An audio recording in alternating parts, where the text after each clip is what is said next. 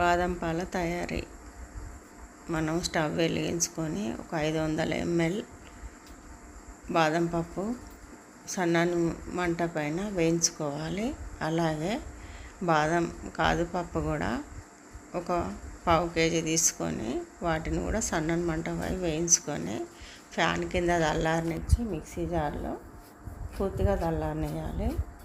Mixie జార్లో mixing వేస్తూ దానిలో ఒక 10 యాలక్కాయలు కూడా వేసుకొని మిక్సీ చేయాలి. మిక్సీ చేసేటప్పుడు స్పీడ్లో పట్టకూడదు, బ్రేక్ చేస్తూ పట్టాలి. ఆఫ్ చేస్తూ ఆన్ చేస్తూ పడితే అది ముద్దలాగా రాదు, పొడి పొడిగా వస్తుంది. దాన్ని ఒక స్టీల్ స్ట్రైనర్ ద్వారా మనం జల్లించుకోవాలి.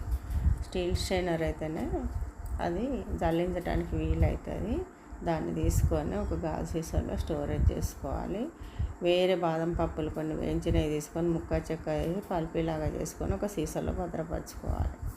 1 కప్పు పాలు తీసుకొని ఆ పాలు గిన్నెలో పోసి 1 స్పూను బాదం మిక్సింగ్ పౌడరు వేయాలి.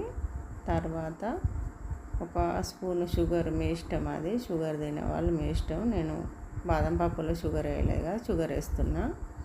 వేసి మరగనిచ్చి పల్పీలాగా చేసుకున్న బాదం పప్పు కొన్ని సీసాలో వేసుకొని పాలు వడగట్టుకొని అలా పోసుకొని తాగేయండి. అంతే, బాదం పాలు తయారు.